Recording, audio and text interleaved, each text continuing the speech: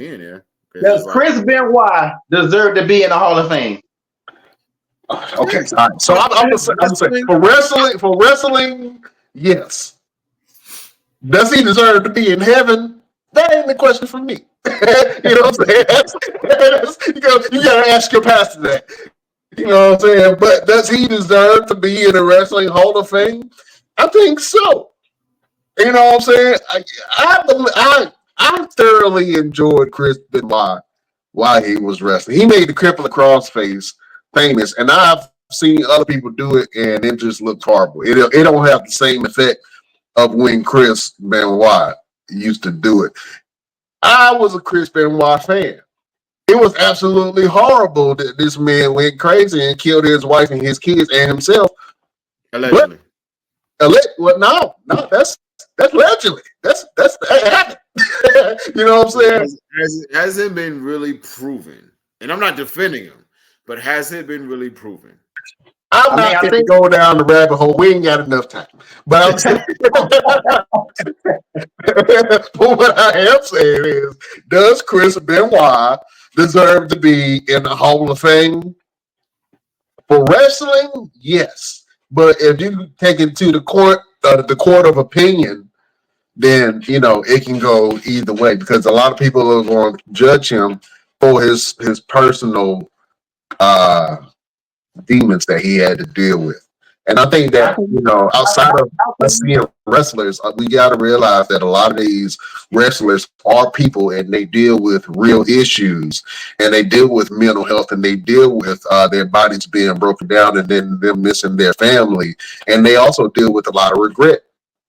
You know what I'm saying? So, we got to realize that they are people as well. And some people have issues that they haven't dealt with, and then when they're thrust into the limelight, do you stay in character of who you are? And I think for wrestlers, it was easier to live life because you can stay in that character and be that person, that character person, instead of being yourself and dealing with all your personal problems. You know what I'm saying?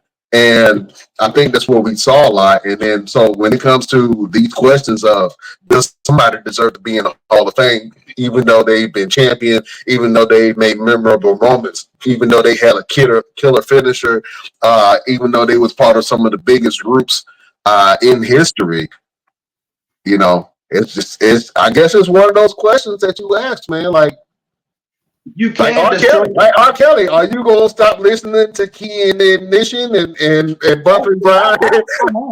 Are you gonna stop listening to Chaos because of his personal action? And a lot of people have. A lot of people wrote him off. But I listened to Ignition this morning. I was dancing and singing to it. You know what I'm saying? I ain't thinking about what he did to them girls. I was just thinking about, the song. You're saying, you know what I mean? So are you saying you can't destroy your legacy? You can absolutely destroy your legacy. I think that, and we just talked about Hulk Hogan. You know what I'm saying? Hulk Hogan has destroyed his legacy a lot for a lot of people, for a lot of fans. And other fans, he's still Hulk Hogan. You know what I'm saying?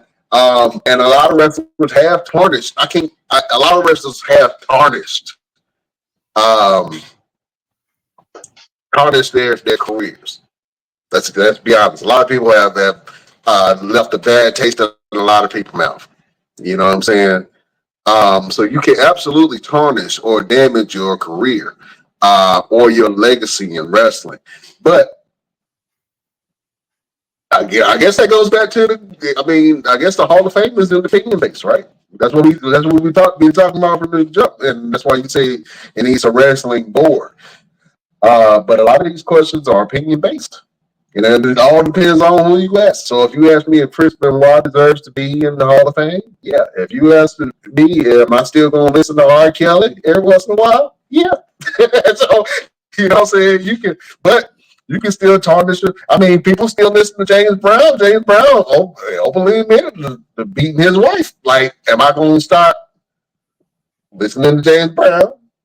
Yeah, Chris Brown beat up Rihanna. People still up there dancing to Chris Brown.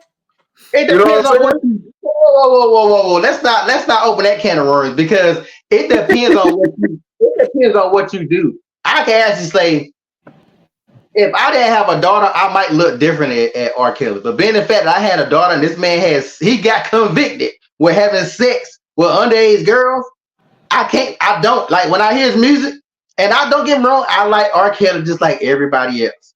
But I put my morals above music. I see people all the time, free R. Kelly, let R. Kelly go, let R. Kelly out. This man got convicted for having sex with underage people. He won't set up. He did the shit. It'd be different if I'm like, oh, the man set this man up. He set this brother up. I got a daughter, so I look at it differently because I had a daughter. Now, if I didn't have a daughter, I might still be listening to some of that shit. But like, I look at it differently. Just like some people say, should you still watch the Cosby Show? Should you separate Bill Cosby from Cliff Huxtable? So it's all based on how you feel personally. So nobody's right or wrong. You got to make that shit. But I hate